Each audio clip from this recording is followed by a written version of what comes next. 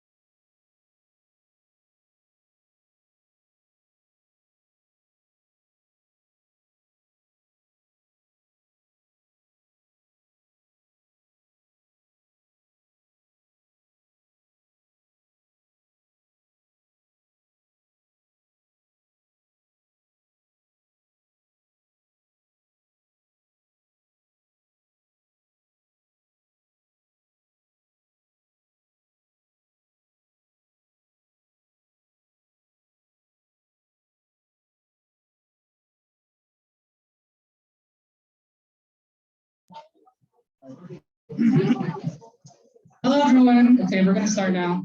Thank you all for coming tonight. Yeah, let's begin. Hello, everyone. Good to see some familiar faces on the club there. Before we get into the thick of things, let's give a quick intro about what this club is about again. So here at Engineers Without Borders, we partner with developing communities around the world and help them with interdisciplinary projects to help them meet their basic needs. But the main focus on our club is on sustainable solutions to their problems and to empower these communities to help them tackle their developing needs. And so yeah, but before we begin, I'd just like to introduce our board. So tonight we have our faculty advisor, Dr. Browner. Hello. And we have myself as the president. We have Fatima as an administration lead. She's the one that sends out the emails. We have Jeremy as our external VP. Hello, Jeremy. We have Michelle as our internal VP, and Krista as our program manager. We also have Kylie as our publicity and socials lead, and Arista and Taylor as our fundraising co-leads. Hello. And we have Neil as our social chair, and Spencer and Mia as our graduate student advisors, as well as Davis as our technical workshop lead, and our treasurer, Manya. So, round of applause.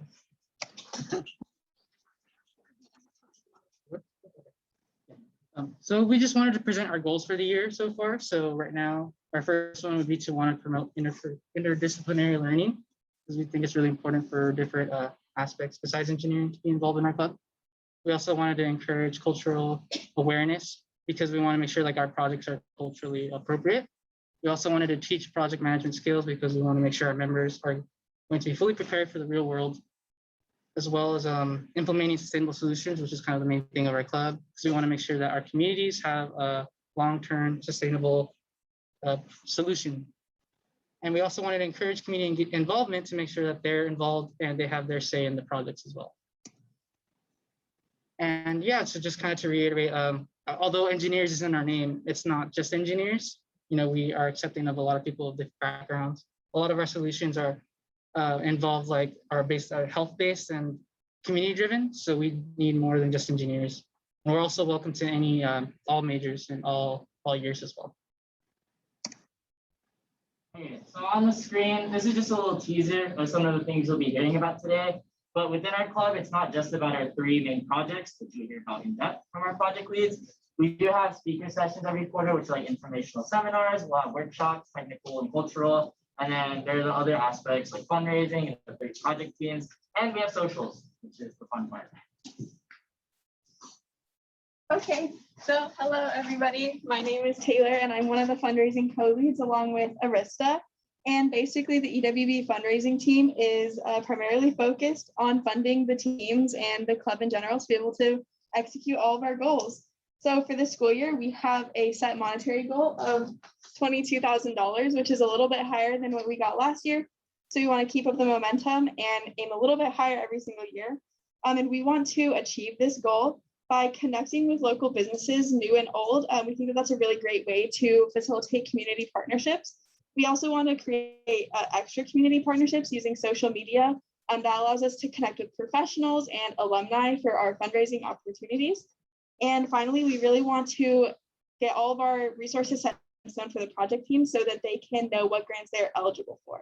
So those are our primary focuses for this year. And Arissa is going to tell you all about the plans and tasks that we have.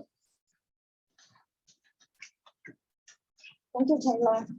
Hello all, I'm Arista and I'm one of the fundraising co-leads. The fundraising committee functions to ensure all the club activities have enough funding support. Our main goal and focus is to utilize our network resources to bring our mission to the next level. We want to bring together like-minded people who want to work together for a good cause. By joining the fundraising committee, you can brainstorm about some brilliant fundraising events and be the one who designs and organizes a club-wide fundraiser. You can also learn valuable skills such as grant writing and research about the suitable grant opportunities, which is going to be very essential for your future project and research. You will also have the opportunity to improve your analytical ability by doing the annual financial review. Most importantly, as we strive to develop our external relationships with our sponsors, you as a valuable member will be building a large network with our alumni, sponsors, and maybe even your dream company.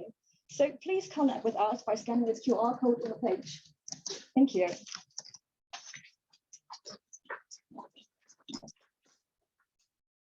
Then for socials, our social leads currently are not here. Just a heads up, I am not the social lead. But for this quarter, we have around 2 to 3 events planned. They'll usually be planned around when people are most available. And they'll usually be given a heads up around a week in advance. So you see on the screen, thinking about a game night, maybe hide and go seek in the Death Star or the social science and humanities building, or a farmer's market hangout. Just some ideas.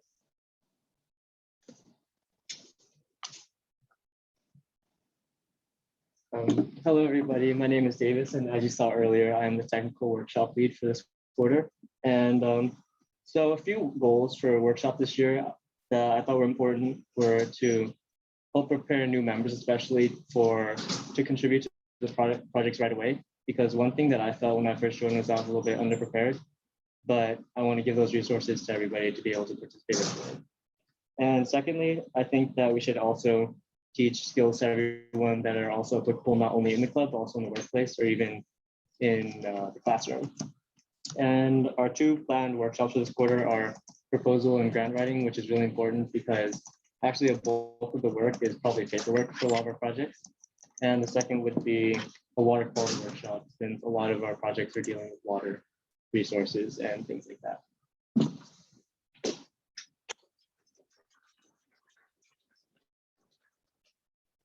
And we'll have all the project leads speak. First, we have Bolivia.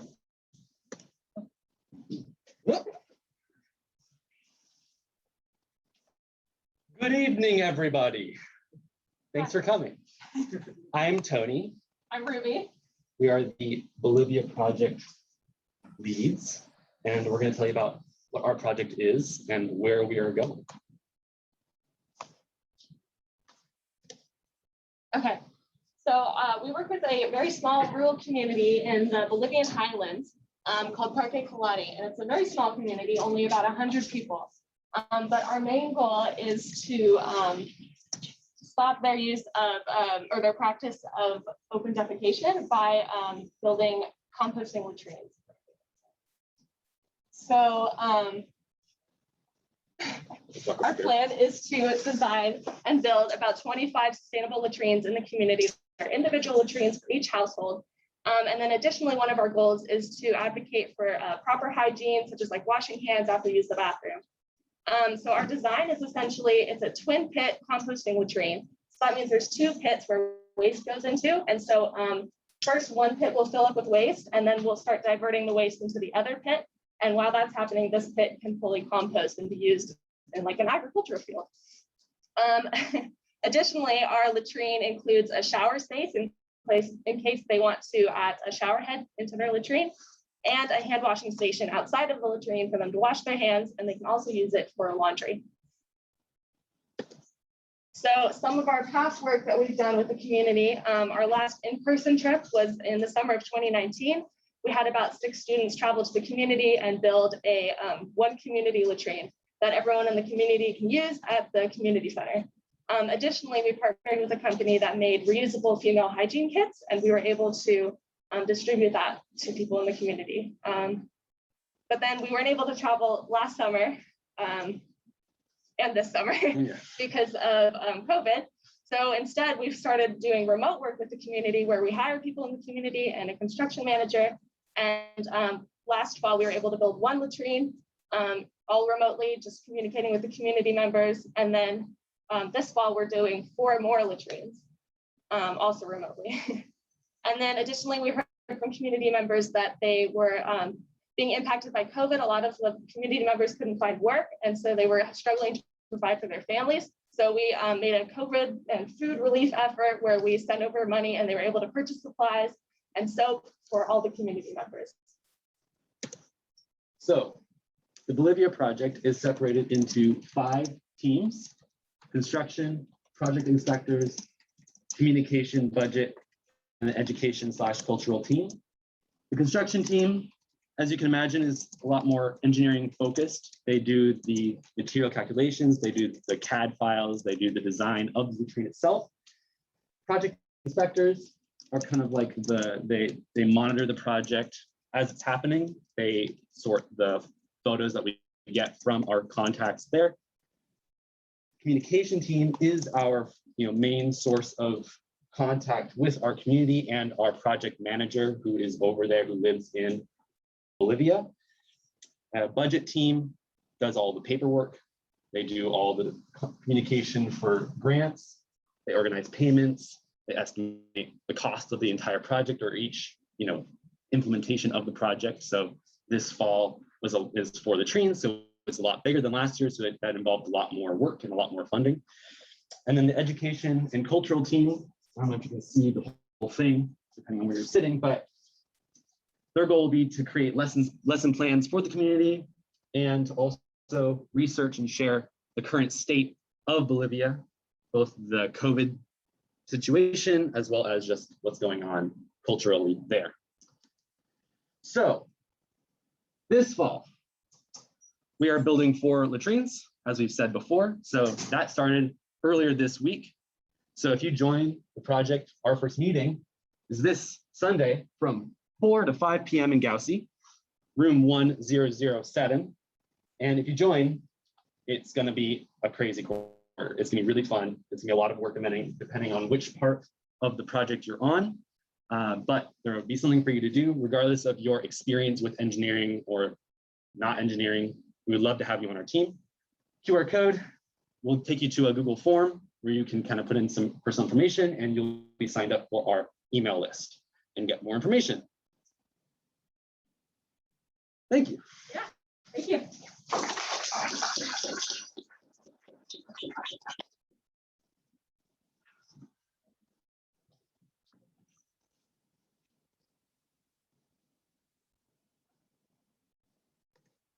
And then next we have the Peru team.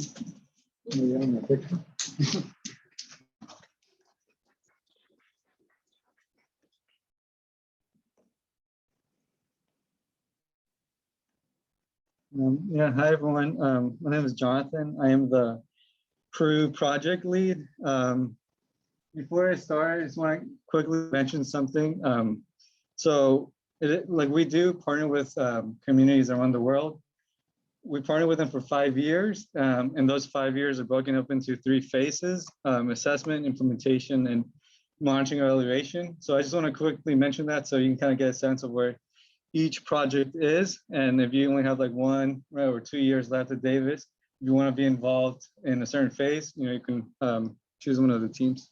The next slide, please. So first I will talk about La Guaya.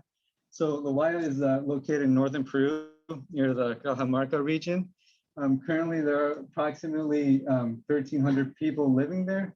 And during our assessment phase, what we found was that the community was not getting water throughout the day. So they only have for a couple of hours and then it's gone. And so also what they found was that there were kind of like crabs or like other animals that somehow made their way into the waters, right? So this project turned into water quality and water quantity project.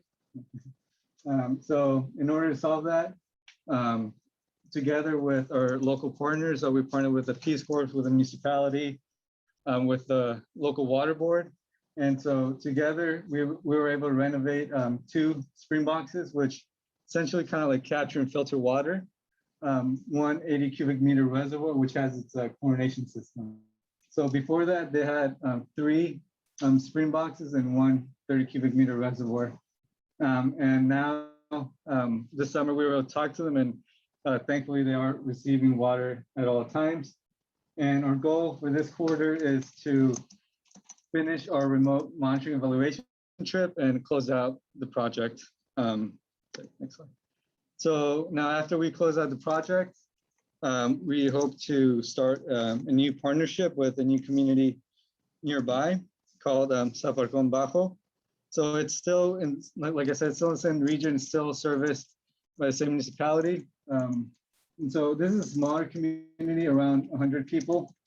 And their system is currently composed of 1 spring box and 1 reservoir. So it's pretty small.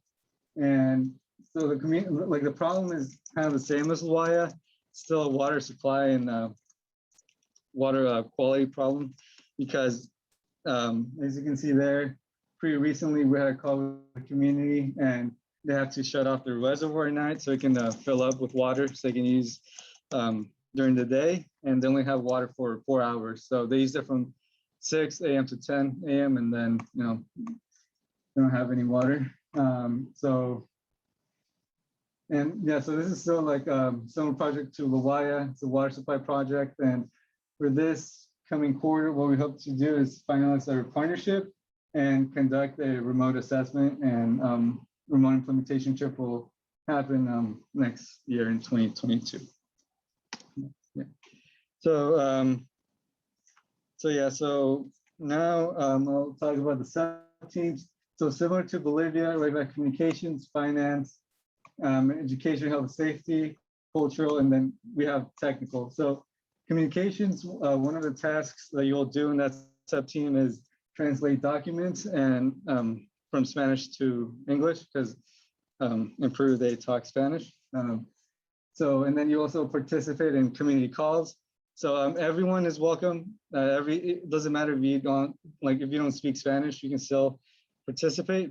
But if you want to kind of create the agenda, create the talking points, you can join the communications team, finance, look for and apply to grants, and also attend the fundraising meetings led by Taylor and Arista.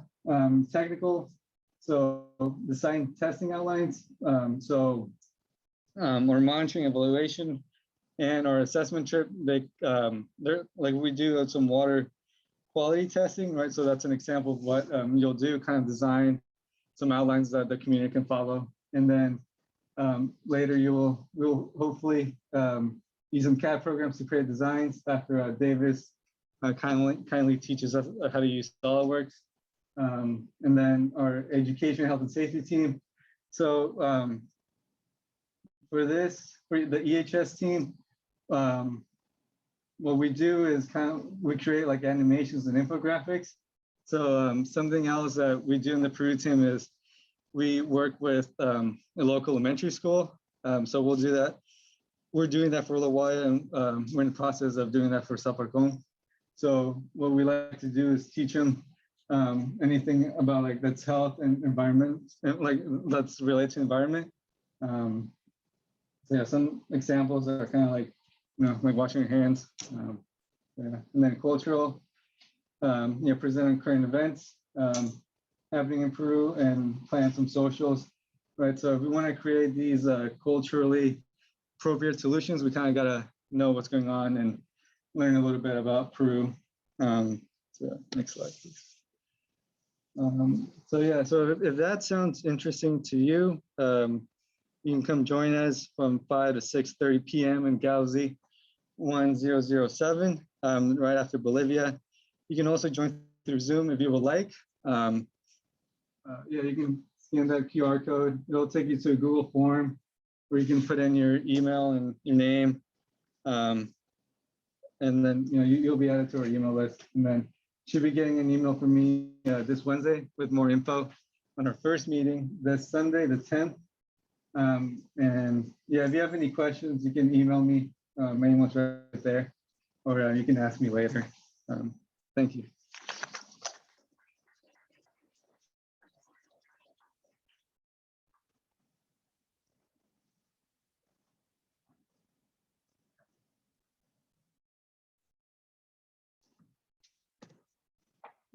We have our Kenya project.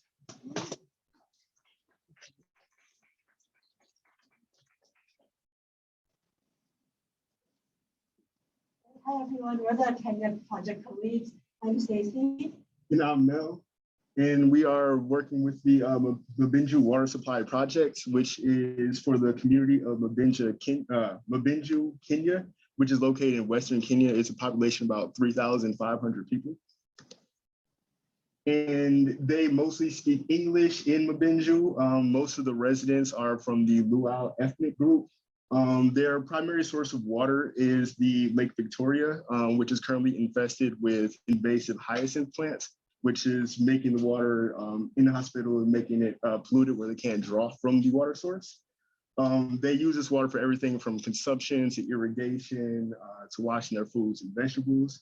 And when they are able to get water from the lake or other water sources nearby, they typically transport it up to 5 miles to get it to where they need it to.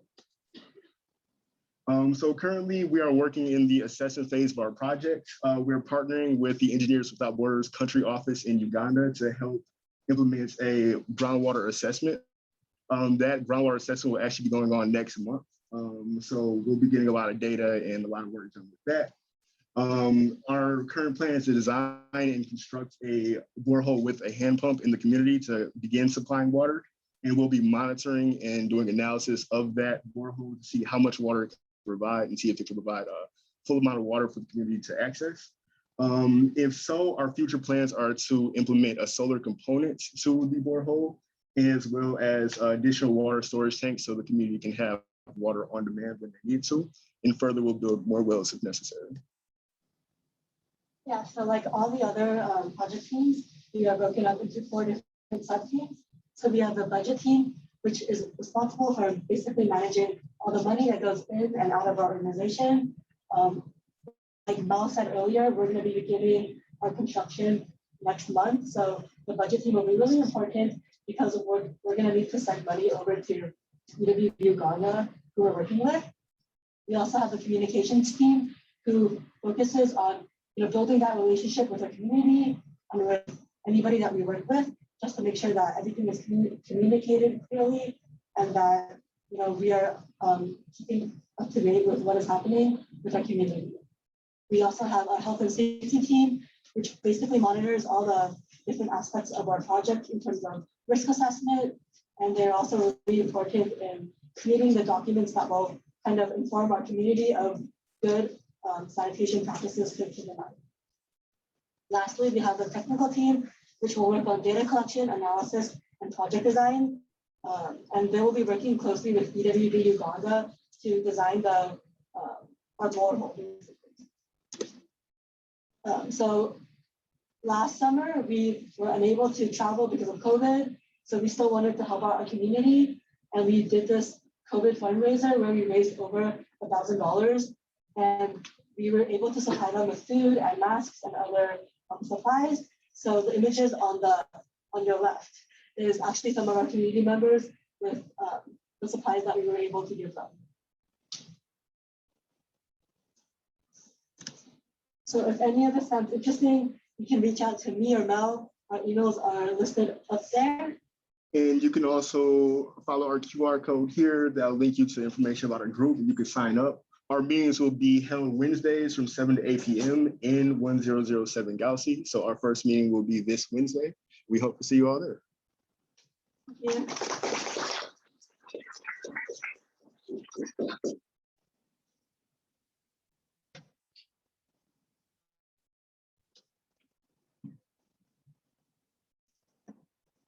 Well, thank you to all of our project leaders. It was very informative. And in case you're still not sold, why join us?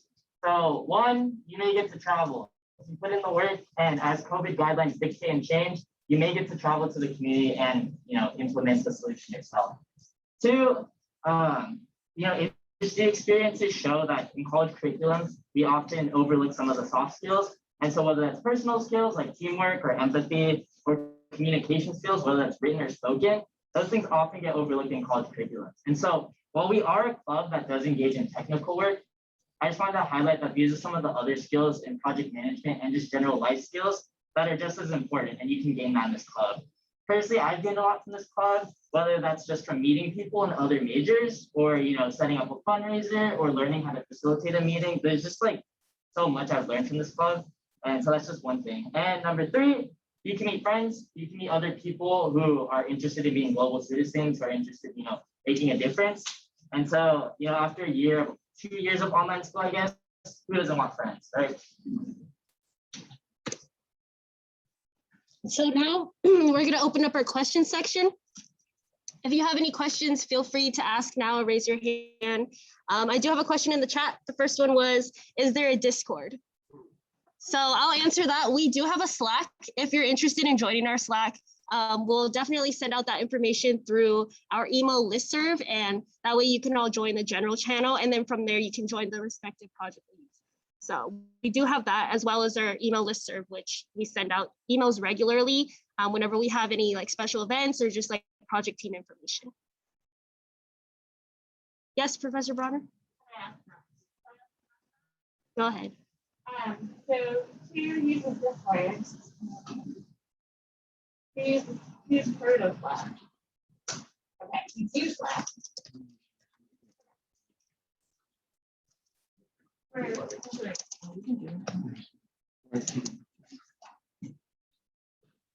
So one thing I just wanted to mention, and the project team that y'all can speak about it more than I can, but the other folks that we work with that I saw some in the pictures are mentors. So each team has a number of mentors, and it's pretty often that those mentors come from industry, sometimes folks who are retired, but generally folks who are still working hard. So it's also to give a nice contacts that way, but also getting to know how folks would do things. We have one who's really big on project management, and we know he's helped us all on the project manager side. We have another mentor who's an alumni of our civil environmental engineering program who has also really started to become involved, and he has an experience traveling to including Peru. So that's another group. And I would just emphasize that if it's a lot, that folks are involved in different ways. All the folks we talked today are pretty involved heavily, but some folks just come to general meetings for a little while, and then some folks get involved with the project teams right away. So a level of commitment really means. Thank you, Professor Bronner. Our second question is, what room is the Bolivia meeting on Sunday in? Galaxy 1007. So it will be in Galaxy 1007. And then our third question is, how did these locations for our projects get chosen? Yeah, basically the community reaches out to EWB-USA, and they have to go through a whole process of kind of just filling out, basically addressing what do they need, and And like sometimes they might even come up with like a proposal for like their issue. And eventually then it'll get shown to all like the chapters, like whether it be student chapters or professional chapters. And then from then they get to choose who they get to work with. Like for example, we got the Kenya, team, we got the Kenya Mbinju to reach out to EWB-USA pretty recently. And they actually worked with another school before they actually decided to transfer with us. So yeah, so basically we just reach out to EWB-USA, and then from then they get selected to a specific school or organization. Do we have any other questions? Yes, Connor.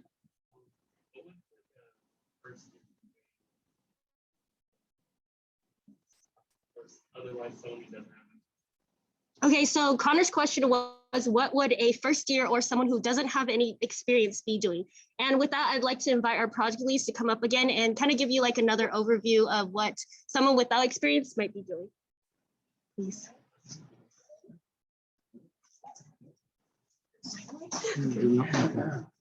Okay, I mean, honestly, you don't need experience. You could be in any of our sub teams that we've mentioned, and you could just learn from our leads.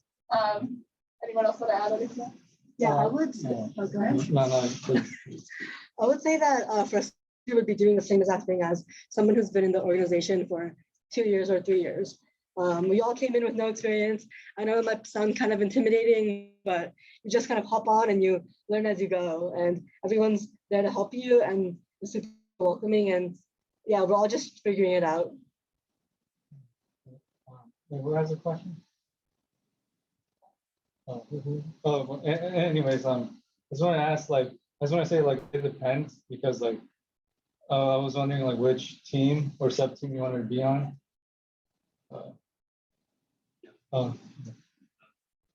Not sure. No.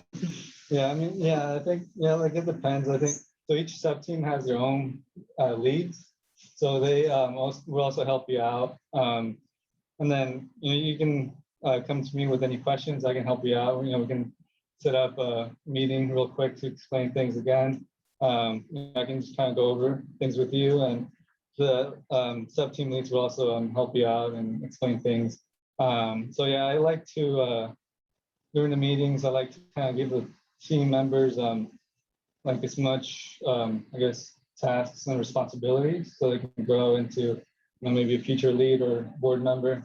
So yeah, you won't be just because before you would kind of get assigned to a sub team. You didn't have a choice, but now whatever you want to do, you'll have people to support you. One more thing. We need members to join because we have things to do. It's not like we're trying to actively find problems to solve and then giving you guys the hardest things to do. It's just we need to move this massive spreadsheet over to this other massive spreadsheet because we didn't think far enough ahead and we need to reorganize. Or we got a bunch of photos from our contact over in Bolivia, and so now we need to move these photos over to our drive and name them with the date, right? It's you're not designing a bridge on your own in this club, right?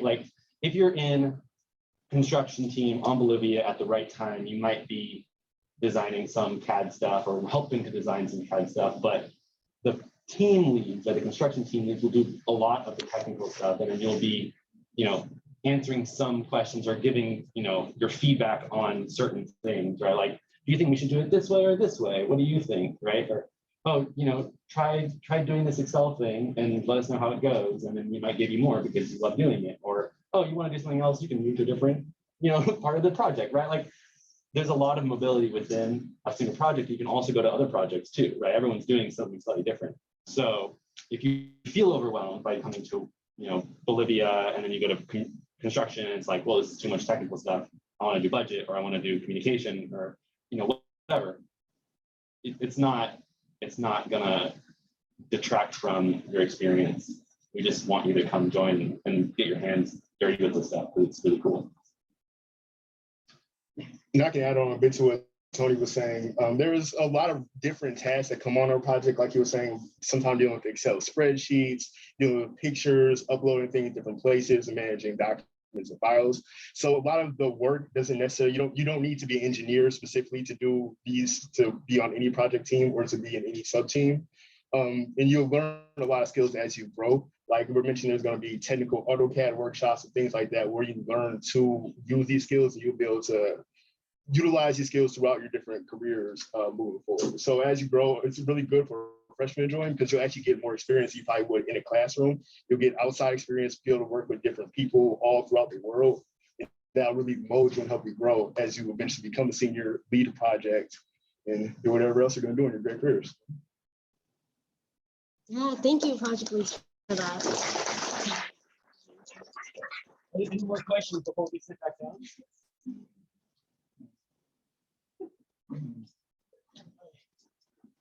One thing I did want to add to that is like, if you're prepared to learn, you will get involved. And shout out to Julian in the back. He actually travels after his freshman year. So like, if you're a first year, it doesn't matter. Like, you can learn. And we do have one more question in the chat. Is it recommended to only join one team? Will joining more than one team be manageable? Honestly, you're free to join, all three or just one. Just make sure you're not over, working yourself too. Just make sure that you're, keeping caught up with everything. But for the most part, it should be pretty manageable. I would say just staying organized with the tasks that, you're probably delegated to. But, you're not the one carrying the whole team either. So you don't have to worry about, leading everything. So yeah, I would say if you're open to it, then go ahead. The faculty can their way on that one. Of course. I think definitely when you're starting out too, it's sometimes good to go to the different meetings and learn more about the project. When you're getting into the details or taking on more responsibility, it's not bad to keep kind of aware of the other projects, but I would generally recommend focusing on one because it's sometimes hard to be as knowledgeable in all these different areas, plus all the classes you're taking and the other activities you do. So you definitely can join other projects, and I encourage you to check them out in the beginning. But as you get more involved, as you get more leadership on the teams, and it's really set up, so you start and you can slowly take on leadership. So Sergio didn't start out as like president of the chapter. We didn't start out as like lead of a project. They had done other leadership roles in the organization and had been involved in projects, and then they slowly kept taking on more leadership because they want it. And we've also had folks that switch projects. They decided like, well, I'm really interested in what this team is doing, and so they became involved in another project. So you're not like committed that we lock you in and you can't leave. So I just want to, but don't try to like do everything at once, especially those of you who are in your first year. It can be really tempting. Find someone who always overcommits. You can ask any of the board members. And it's also a good skill to kind of manage that time. Thank you, Professor Bronner. Any other questions? Yes. Yes, we will have this PowerPoint available on our website, as well as the recording on Zoom, which is happening right now. So that'll be on our website, and we'll also send it out through our email. Thank you. Any other last minute questions? Yes, Tony? Did everyone get the code? Like, did everyone get to scan the one? Did they all like mix one on that code? If not, we have it right here. So please scan these codes. Just try it out and see if you like it. I personally joined EWB last year as a third year, and I wish I had joined earlier, but I was online, but it was still such a great experience. So I met so many amazing people, and hopefully I get to meet all of you.